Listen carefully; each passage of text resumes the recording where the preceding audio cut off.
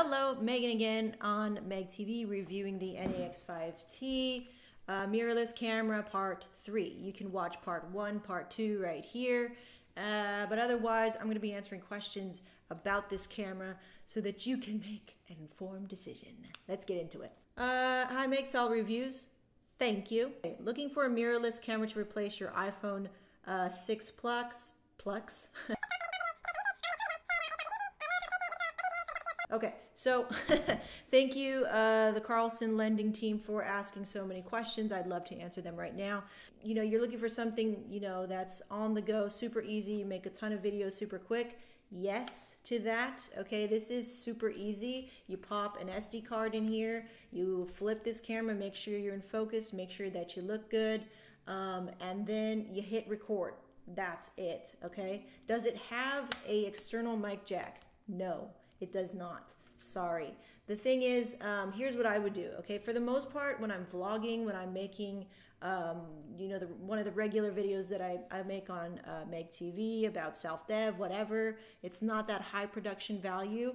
I just use the audio that's recorded here on the body, and that's fine for me. I'm okay with that because it's just, I mean, if you're making videos every day, I wouldn't worry too much about, the best possible sound ever unless you want to take the time to set that up, okay? So always, whether you're using a mirrorless or you're using a 5D Mark III to shoot your video like I am, you're probably going to have some kind of external mic hooked up, okay? And this is what I'm using, all right?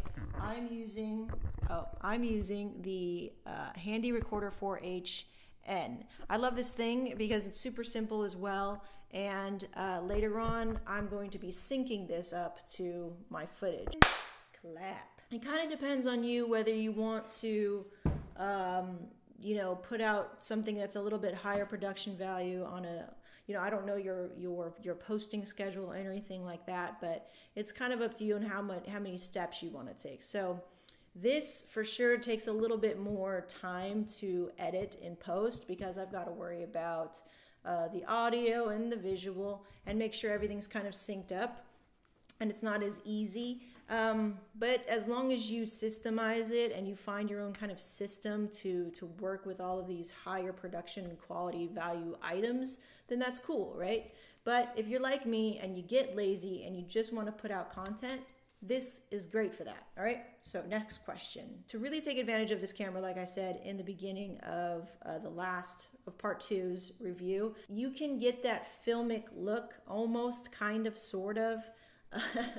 I mean, it's really not going to compare to, your Mark III or your C100 or your Red, whatever. But it does a pretty good job of blurring out the background, which is what I think you're after, as long as you're well lit. And you can do a little trick too, is by putting an external light source on you, the subject, and darkening the not darkening, but maybe not lighting up the background, and that'll kind of bring your subject kind of lifted off the background, okay? If that makes any sense.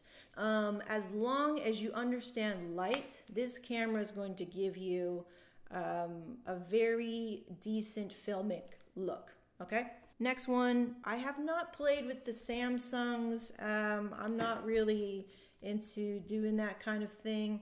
But if you get the Samsungs and you let me know, you make a video, you let me know how that stacks against this guy. Okay, so that was it.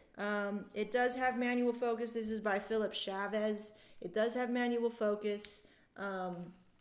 You can actually, it's like a touch screen, and you can touch where you want it to focus. It's not going to be like a DSLR where you can manually move the focus squares all around and you can put it in a specific spot and keep it there.